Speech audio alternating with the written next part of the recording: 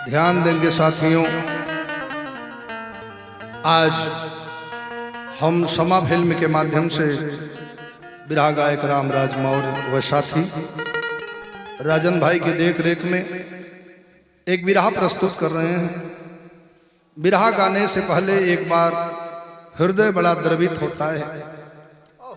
आपके आंखों के सामने गुजरा हुआ वह कल वह घटना, हाथरस कांड जो दोबारा हुआ, अब की जो घटना हुआ, एक खूनी सत्संग हुआ। सत्संग के माध्यम से इतना बड़ा खून खराबा हुआ, वह घटना कई लोगों ने आपको सुनाया भी। विशेष मांग पर हम इस बिरहा को आपके बीच में रख रहे हैं। थोड़ा ध्यान देंगे, हम अपने पूर्व के संतों को याद करेंगे। ये मेरा देश संत मुनियों का देश है। भारत में तमाम हमारे भारत के मूल निवासी 85 में जन्मे गुरु संत जो इस धरती को महान बनाए, मेरा देश विश्व गुरु हुआ उन संतों के बदौलत। लेकिन आज के संतों से कुछ अलग है। बिरहा में 4 लाइन भूमिका का भाव।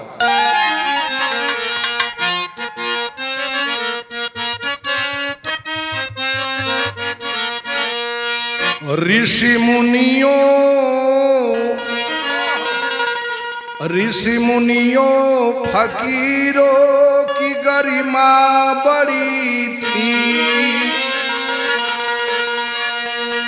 रचना बाड़ी से सबको जगाते रहे। जब होता था समाज ये भ्रमित डगर से, देकर उपदेश सतपथ बताते रहे। अब तो ढोंगी बाबाओं का भरमार है,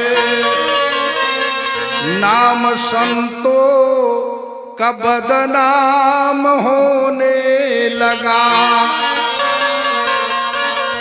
121 मरे, बाद में पता चला 123 मरे भक्त हाथरस में।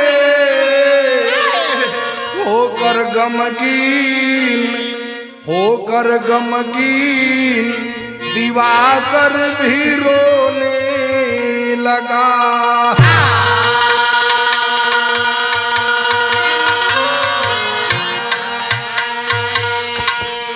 आज के संत जो ढोंगी बाबा आज पूरे देश में भरमार हुए हैं, इनकी कारनामा के चलते हाथरस में 123 लोगों की जाने गई।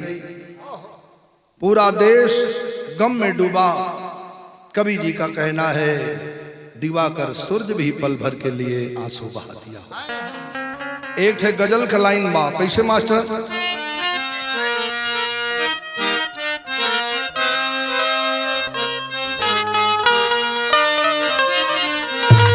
जिंदगी है मगर पराई है,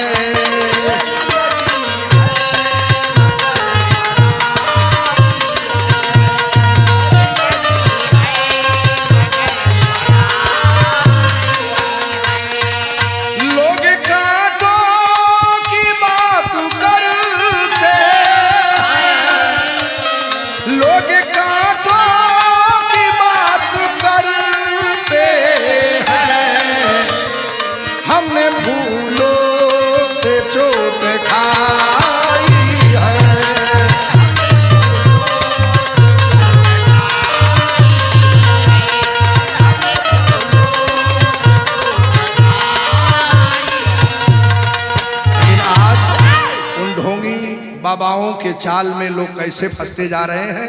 देखी देखा, फलाने गईले फलानी गईलिन तो हमहू चली, और उसका खामियाजा क्या है? सब लोग फंसते जाते हैं।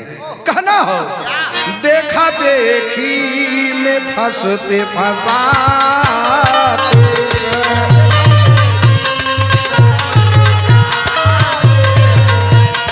देखा देखी में फंसते फंसाते। ढोंगी बाबा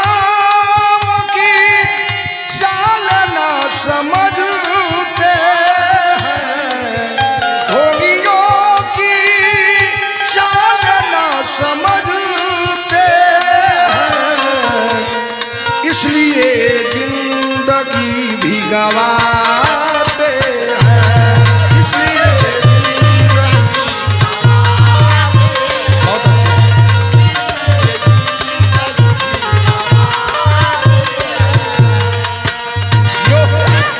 यही से हमरे बिरहा का शुरुआत बा। तनी ध्यान से देहल जाई अपने अपने विचार में कि तब के संत गुरुओं में और आज के संत गुरुओं में कितना फर्क है। कहना हो कैसे मास्टर? पूर्व के संतों में दिखावट नहीं था, आकर्षण वेशभूषा बनावट नहीं था। संत गुरु रविदास संत कबीरदास बांटते थे मुफ्त में वो ज्ञान का प्रकाश। पदरज को लेना माथे पे लगाने नहीं देते, अपने को वो भगवान कहने नहीं देते। तब के संत गुरुओं का कहना था तुम हमारे पदरज को अपने माथे पर मत लगाओ, मुझे भगवान मत मानो, मैं जिस सतमार्ग पर चल रहा हूँ उस सतमार्ग पर तुम भी चलने का कोशिश करो। तुम इंसान हो, हम भी इंसान हैं। लेकिन आज के बाबा लोग क्या कहते हैं? अपने आप को भगवान मानते हैं और पदरज को हमारे जो माथे पर लगाएगा उसका जीवन धन होगा, सब कुछ पाएगा। यही तो घटना का कारण बना। तब के हमारे संतों का क्या विचार था? समाज का उपकार करो देते थे वो शिक्षा, गुजारा कर लो श्रम से न मांगो कभी भिक्षा।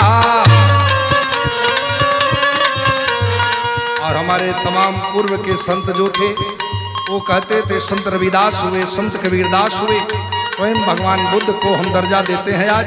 ये लोग कहते थे कि तुम कभी भिक्षा मत मांगो, तुम्हें परमात्मा सब कुछ दिया है, परिश्रम करके खाओ। लेकिन आजकल के संतों से क्या फर्क है? सूरज का सिपाही से संत बन गया,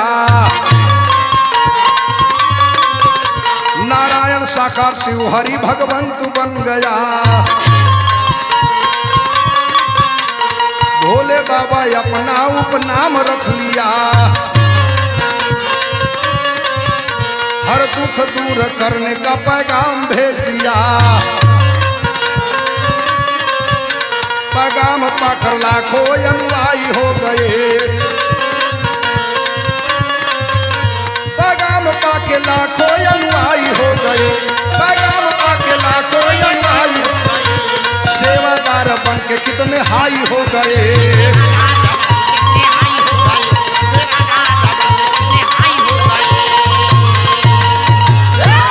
बात के सुन नहीं बिरहा समझ में आ जाई। आज जिस बाबा की बात करते हैं, जो आज अपने आप को भोले बाबा कहलाता है, जो साकार शिव हरि अपने को कहता है, उसका नाम सूरजपाल है। वो सूरजपाल पहले सिपाही से दरोगा हुआ था, लेकिन जब देख लिया कि संत बनने में, ढोंग पाखंड में, जाल फराड में ज़्यादा आमदनी है, तो नौकरी को छोड़ करके अपने आप को वह संत बन गया।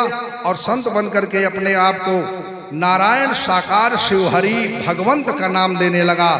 भक्तों से कहता था, आओ मेरे पास, तुम्हारे दुख का निवारण होगा यहाँ। और दुख का निवारण सुन करके, जैसे आज सोखा ओझा के जाल में फंस जाला सब, आप जाए उनके पास, वो कहते हैं तोरे धन का कमी पावत बा, कमाला बहुत लेकिन आटा ला नहीं। तो ऐसा कुछ हमारे पास आइए, हम सब कुछ कर देंगे। अगर आपके पास कोई औलाद नहीं है तो औलाद मिलेगा। किसी तरह से भरमाने का काम, ठीक वही काम कैलन और सारे लोगों में पैगाम भेज दिया। कुछ लोगों को सेवादार बना लिया जो उनको कुछ देता था, यानी एक तरह से जैसे एजेंट होते हैं, वो सेवादार बन करके लोगों को लाने का काम करते थे। एक थे भोजपुरी के गीत लग गए बिरहा में मास्टर,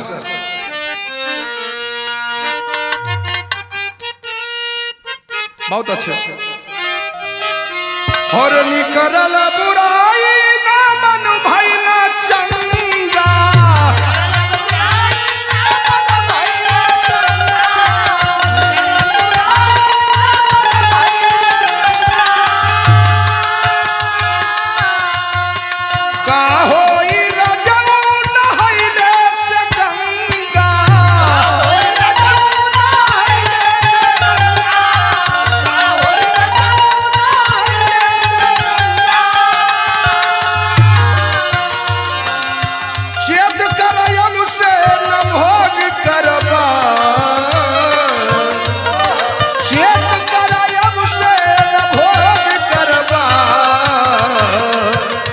ठगी छोड़ा करा तप ध्यान सुबहिया में जोग करवा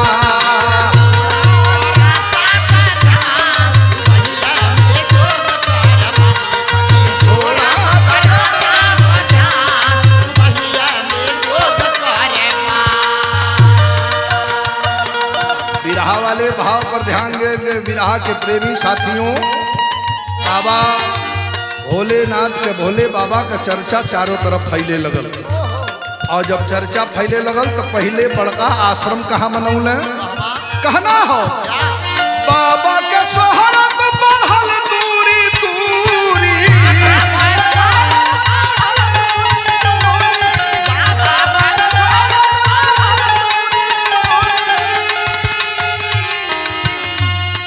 मुख्य बड़ा आश्रम बनल मानपुरी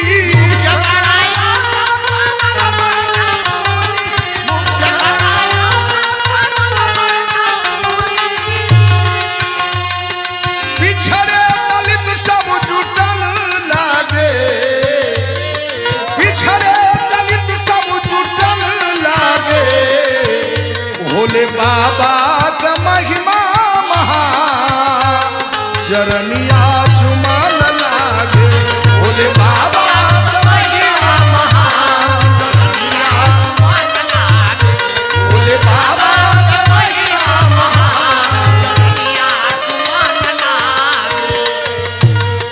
खास तौर से हमारे दलित पिछड़े लोग ज्यादा, क्योंकि सूरजपाल बताया जाता है जाटो बिरादरी से आता भी है और हमारे छोटे वर्ग में दलित शोषित लोग पिछड़े लोग अंधभक्त ज्यादा बनना चाहते हैं और हैं भी ज्यादा से ज्यादा अंधभक्त हैं और अंधभक्ति में आकर के ज्यादा से जो ज्यादा लोग बाबा का चेला बने लगना।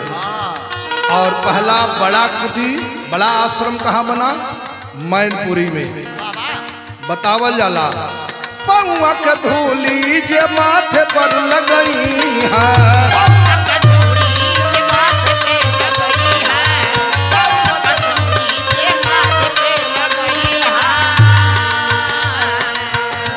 भोले बाबा के यह का नाम रहल जे पाँव के धूली माथे पर लगाई। उनके सेवादार जितने थे सब ही बताते थे ओ पौआ के धूली जे माथे पर लगई है साकार शिव हरि कह रोग हटी जई है रोग हटी जई है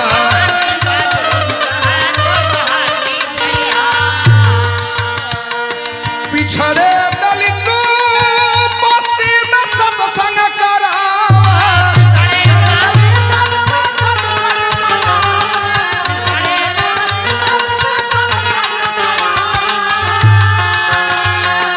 पिछड़े दलित बस्ती में सत्संग करावा सफेद सूट में बाबू प्रवचन सुनावा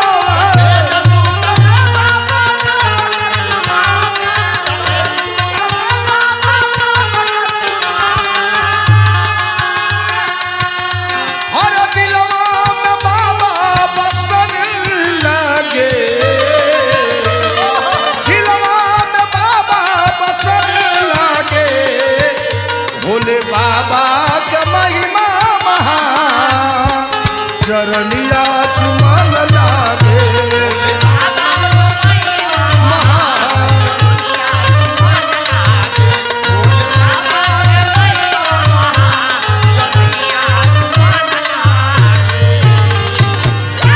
बाबा का जलवा बढ़ना शुरू हो गया।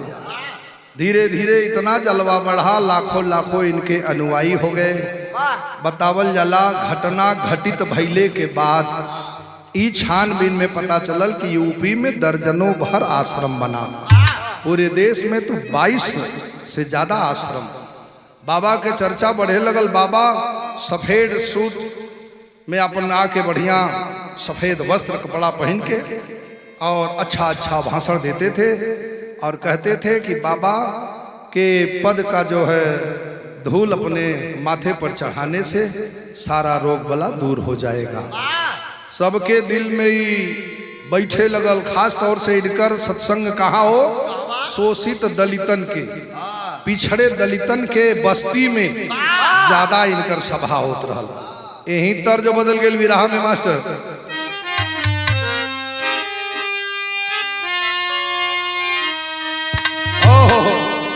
तनी नई तर्ज में हमरे हारमोनियम में से सुन लेना हुआ। आई समर सिंह के गावल सब नहीं गा पावल। बढ़ी गई पीरा पिया साच कहतानी, जैसे चूहे महुआ राजा, जैसे चूहे महुआ राजा, चूहे मोर जवानी, जैसे चूहे महुआ।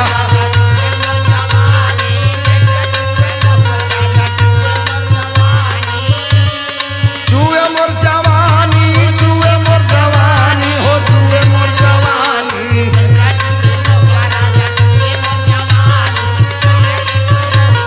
हाय रे गरमिया गाई देला पानी,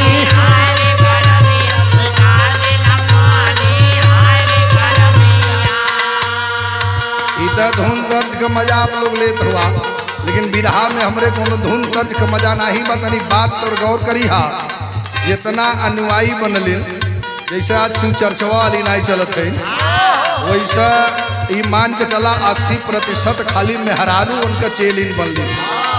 एक से एक मेहरारू घरे पति परमेश्वर के छोड़ के उनकर जाके सेवा करें। उन्हें कही हमार पति परमेश्वर हूँ मैं, कहना हो पति परमेश्वर भोले बाबा के बानी, पति परमेश्वर भोले बाबा के बानी। सैया जी से दूर भैली, हाथिया जी से दूर भैली, केतन जनानी, केतन जनानी।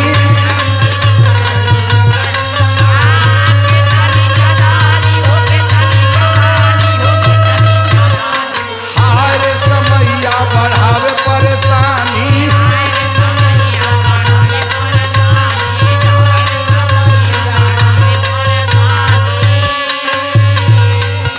हरे कल्पपति घर पर लागे सुन हो बखरिया।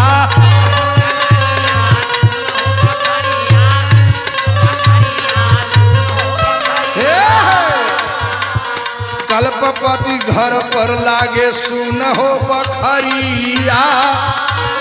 मेहर भैलिन भक्तिन छोड़े, सबके छोड़ के भक्तिन हो गई। मेहर भैली भक्ति छोड़ हमारो संघरिया।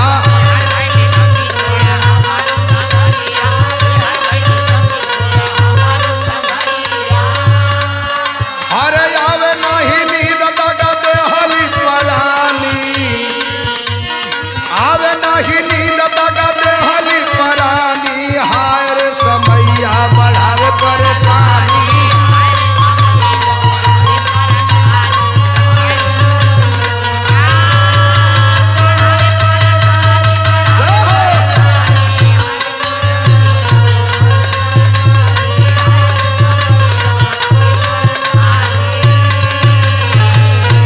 सैया जी से दूर होके गैलिन केतनी जनानी।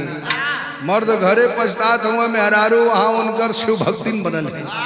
बाबा भोलेनाथ जोन साकार शिवहरी का जलवा चारों तरफ बढ़े लगल है बाबू।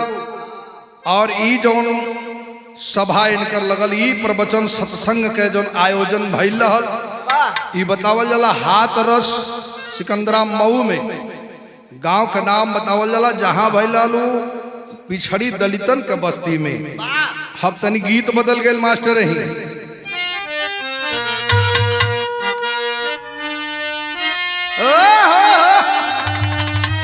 तनी एक पत्ती और बढ़ा ले, चाप किया हुआ।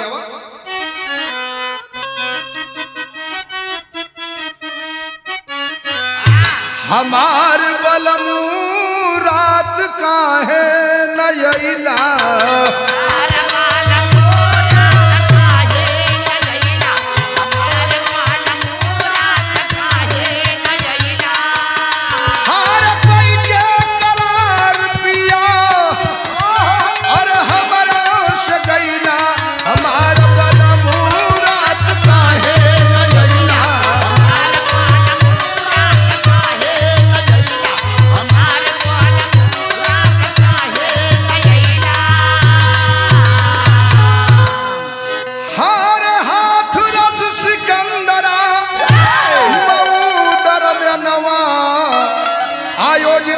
सत्संग बाबा किए प्रवचनवा।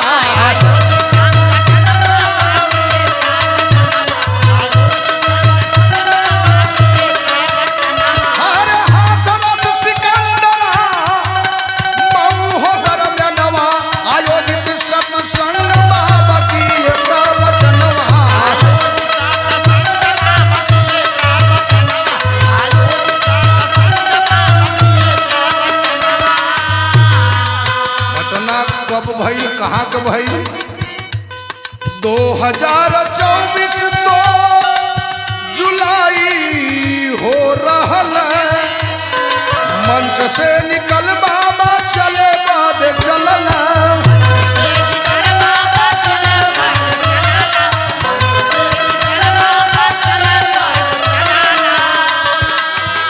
मंच पर बाबा जब तक प्रवचन दिए और अंत में कहे कि सब लोग यहाँ से जाते समय हमारे पैर की, हमारे चरण की धूली पदरज अपने कपारे पर जरूर लगा लेना।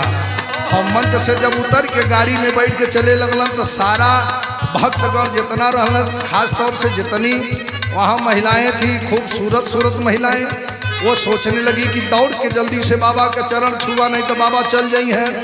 यही में तो तड़का ऊपर भीड़ भाड़ में कचरी कचरा शुरुअन हो गई हो। मंच से निकल बाबा चले बादे लगला।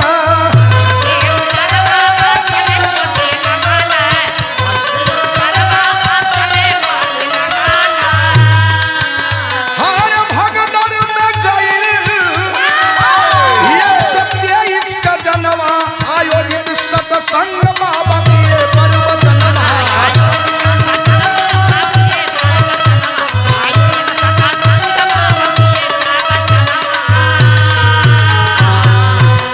इतना भयावह भगदड़ हुआ, इतनी बड़ी धूम धड़का से वहां कोई रोक नहीं पाया, क्योंकि सेवादार भी कम थे और जहां भी उनका सत्संग लगता था तो सरकारी अमला के लोग कम रहा करते थे।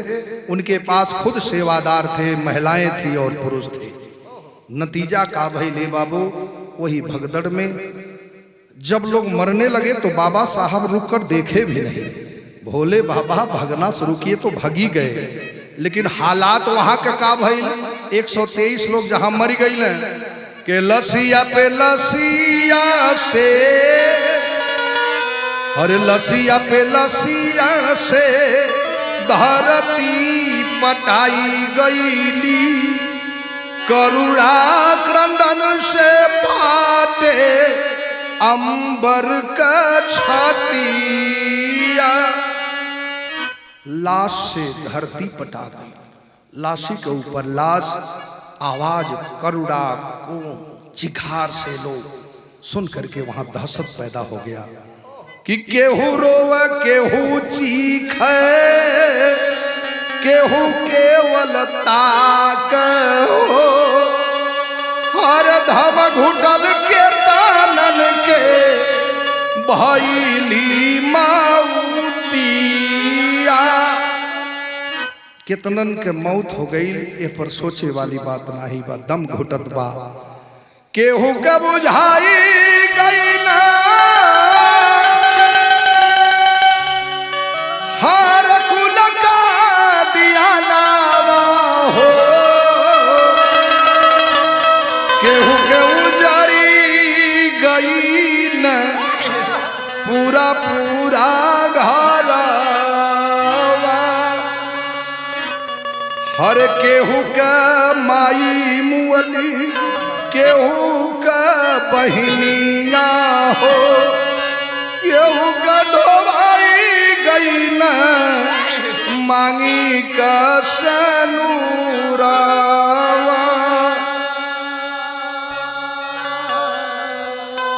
कितने परिवार नस्त नामूद हो गए, कितने के माँ, कितनी की बहन, कितनी की बेटी, कितने लोग मरे, इसका कोई गणना नहीं। 123 तो खैर जो पेपर के माध्यम से, टीवी के माध्यम से बताया गया। कितने घायल हुए, इस पर कवि जी बताए कि जब ये घटना हो गई तो घटना पर संवेदना व्यक्त करने के लिए हमारे देश के प्रधानमंत्री आदरणीय नरेंद्र मोदी जी मृतक परिवार को प्रति श्रद्धा और संवेदना व्यक्त की, घायलों को स्वस्थ रहने की कामना करते हैं। हमारे उत्तर प्रदेश के यशस्वी मुख्यमंत्री जी परम पूज्य महाराज योगी आदित्यनाथ जी परिवार के लोगों को संवेदना व्यक्त कर और मंत्री अफसरों को आदेश दिए जांच करने के लिए भेजने का काम किया। इसकी गहन जांच की जाए और इनकी मदद की जाए। इतना ही नहीं साथियों, हर राजनीतिक पार्टी के लोग, सपा प्रमुख मुखिया हमारे अखिलेश यादव जी भी श्रद्धांजलि देते हुए मानवीय भूलों का आंकलन करने की आवश्यकता बताए। देश की हमारी राष्ट्रपति आप आदरणीय हमारी द्रौपदी मुर्मू देवी संवेदना व्यक्त की। कांग्रेस पार्टी के वरिष्ठ नेता राहुल गांधी, राष्ट्रीय अध्यक्ष मल्लिकार्जुन खड़गे जी, सबका नाम आया सामने साथियों। बसपा प्रमुख बहन मायावती जी और हमारे सपा के शिवपाल यादव जी, तमाम लोग परिवार के प्रति संवेदना व्यक्त किए। ऐसी हालात में देश पूरा गम में डूबा था। कवि जी यहां विरहा का लाइन लिख रहे मास्टर, हरे राम सूरज का चाल धीमा हो गया, हरे सूरज का चाल धीमा, सूरज का चाल धीमा हो गया, भक्ति हुई निरर्थक, टूटा सब्र का सीमा, यार हो सीमा, यार हो सीमा, भक्ति हुई निरर्थक, टूटा सब्र का सीमा, सूरज की चाल धीमा हो गई। ऐसी भक्ति लगे कोसने बाबा को सब। अब सब लोग दोषी बाबा को बना रहे हैं, जो बाबा भाग गए। लगे कोसने बाबा को सब, भक्ति में विश्वास हो कैसे, जब बचा न पाए शिष्यों को तब बाबा का अरदास हो कैसे। हाँ, बाबा भगवान बनता है, भोले बाबा बनता है, भक्तों का भगवान बनने वाला जब भक्तों को बचा नहीं सका, उसके ही सत्संग में, उसके ही सभा के अंदर इतनी बड़ी घटना घट गई। बोले सीएम योगी जी, बोले सीएम योगी जी हादसा का जांच कराएंगे, दोषी ना बख्शे जाएंगे, कठोर सजा दिलवाएंगे। दुख है जो चले गए, सब कुछ दिया जा सकता है लेकिन एक चीज नहीं दिया जा सकता है, जो मर गए उन्हें वापस नहीं किया जा सकता। दुख है जो चले गए, फिर ना वापस आएंगे, 2-2 लाख सरकार द्वारा मृतक आश्रित पाएंगे। 2-2 लाख तो मिलेगा लेकिन फिर जो चले गए वो कहाँ वापस। बड़ी बेजोड़ भाव कवि जी हमरे एक ठे ई पारंपरिक गीत लिखल है जो माटी से जुड़ल गीत बा। कैसे मास्टर?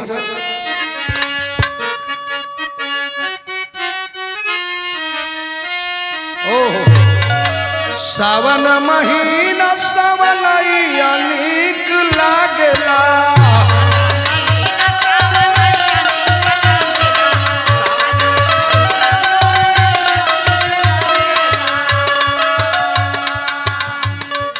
काला तिल गाल का गोरैया नीक लागेला,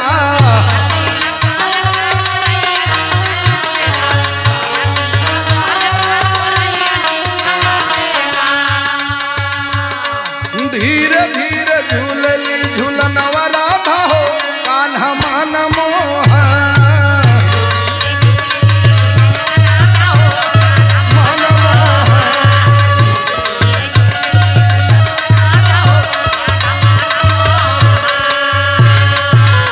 लेकिन विरहा के अंदर कहना हो, हाथ रस के हादसा कपाई के खबरिया, पीड़ितन से मिल गई राहुल भर नजरिया,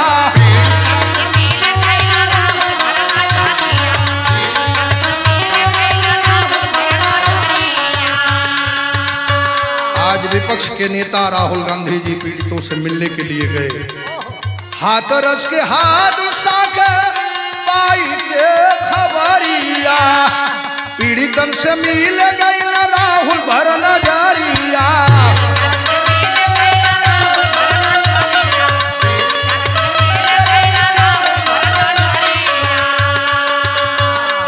पीड़ितन का सुन के रोवैया भैया हो रूह कलेजा गइल का। पीड़ितन का सुन के रोवैया भैया हो रूह कलेजा गइल का।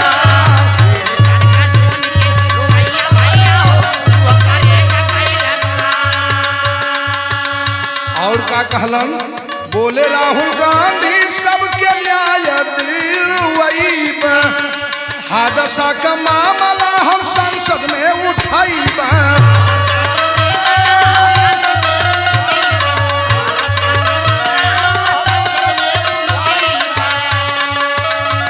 साथ देव संकट के समैया भैया हो साथ देव संकट के समैया भैया हो रूह कलेजा गइल का।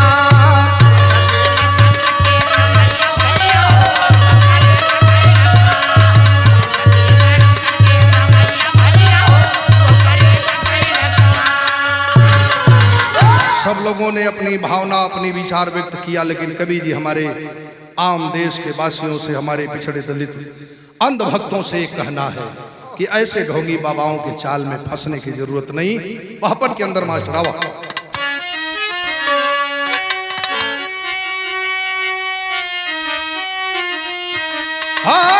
ऐसे संत के जाल से बच के रहवा भारतवासी हो। आज कब तक हादसा का सदमा तू सहवा भारतवासी हो।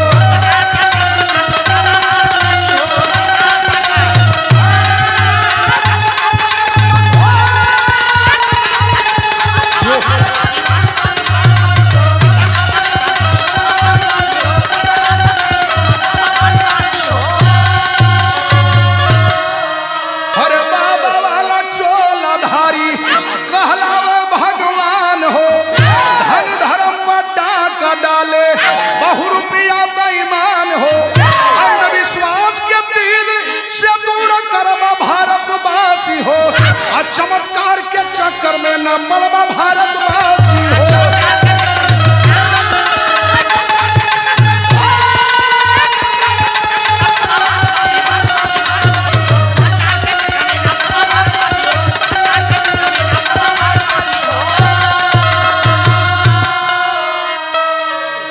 सारे लोगों से कवि का संदेश है ऐसे ढोंगी पाखंडियों के चक्कर में न पड़े। आल्हा के अंदर लिखल गया वाह मास्टर। हाय राम हाथरस सिकंदरा मऊ उलराई गौआ भैया जागती मचा हो कैलऊ सवार।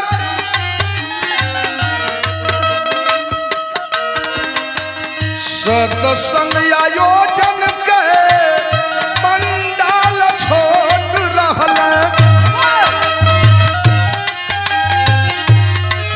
हो बैठ सकत रहल केवल 80 हजार।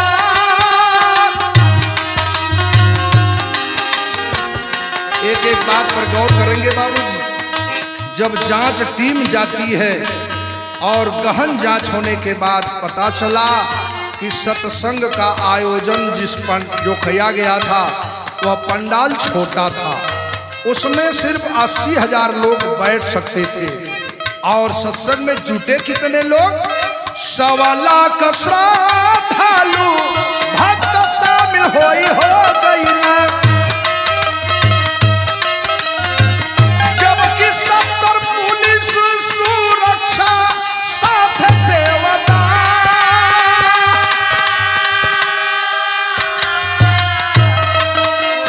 जबकि सिर्फ 70 पुलिस सुरक्षा में लगाई गई थी। जहां 1.25 लाख भक्त जुट गए, श्रद्धालु जुट गए, उस भीड़ को रोकने के लिए दूसरी तरफ पंडाल छोटा है और श्रद्धालुओं की संख्या बढ़ गई। ये जांच कमेटी बताने का काम की। और का जांच कैले? प्रवेश या निकास द्वारा अलग नाही रहल भैया। घटना का ये भी कारण हुआ, अगर एक द्वार से निकलना था, दूसरे से आना था, या दूसरे से आते तीसरे से निकल जाते, तो शायद भीड़ को संभाला जा सकता था। प्रवेश या निकास द्वार अलग नाही रहल भैया। भगदड़ के बाद बाबा हो गइल फरार।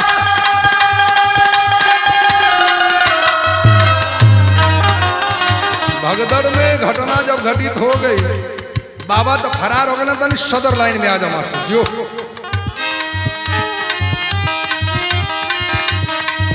हर केहू कहा मैनपुरी आश्रम में छिपल।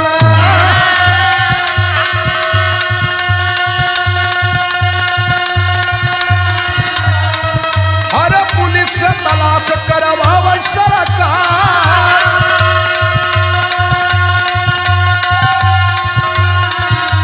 देवप्रकाश माथुर बाबा का जवन प्रतिनिधि।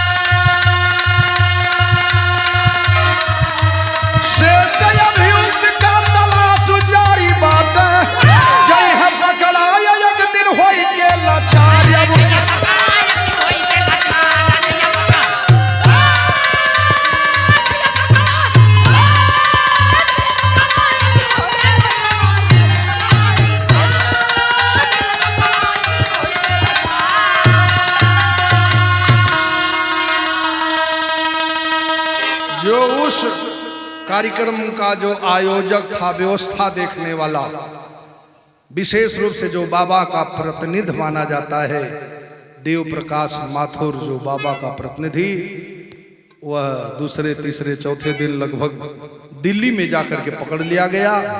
शेष अभियुक्तों की तलाश जारी थी। पकड़ना और पकड़वाना तो निश्चित है, बड़ी ऊंची भाव लिखना, लेकिन थोड़ा सा कारण व पेच कि बाबा भोलेनाथ के जौन बाटे हो, कुछ सेवादार और कुछ अनुयायी अधिकारी और नेता भी बाटे, यही से थोड़ा लेट होता है बाबा के पकड़ ले। आखिरी भाव में कहना हो, नेता और ऑफिसर तक बाबा का अनुयायी हो।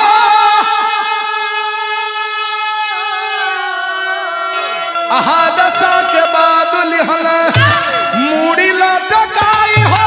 हादसा के बाद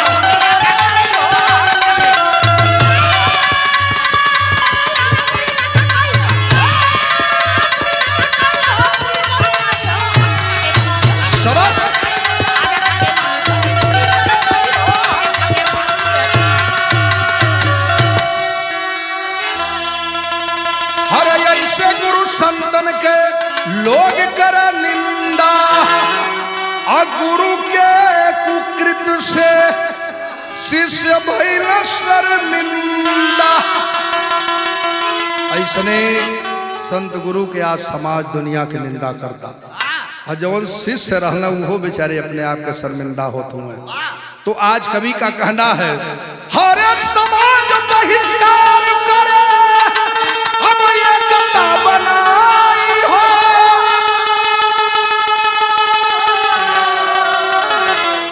हादसा के बाद लिहल मूड़ी लटकाई हो। हादसा के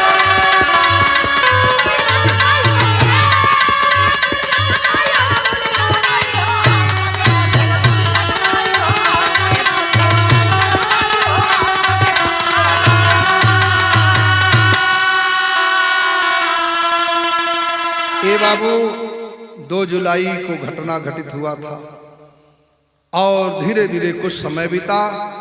17 जुलाई को बाबा जो भोले बाबा थे, साकार शिवहरि जी, वो भी न्याय में अपने आप को हाजिर हुए। तो कहना हो 17 जुलाई दिन बुधवार आईला, हाय आत्मसमर्पण भोले बाबा न्यायालय में कई। हर आगे का होई तब समय बताई हो, हादसा के बादल हमें मूड़ी लटकाई हो। हादसा के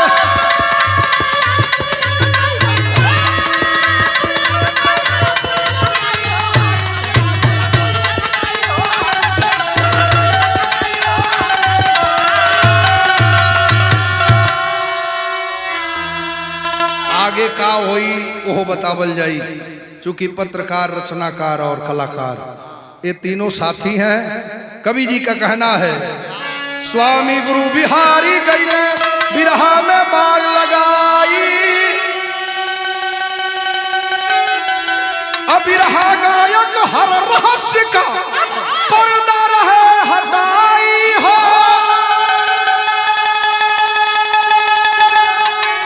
सूरज का चाल धीमा हो गया, राम सुरेश कवि का मन बस बुद्धय भीमा। सूरज का चाल धीमा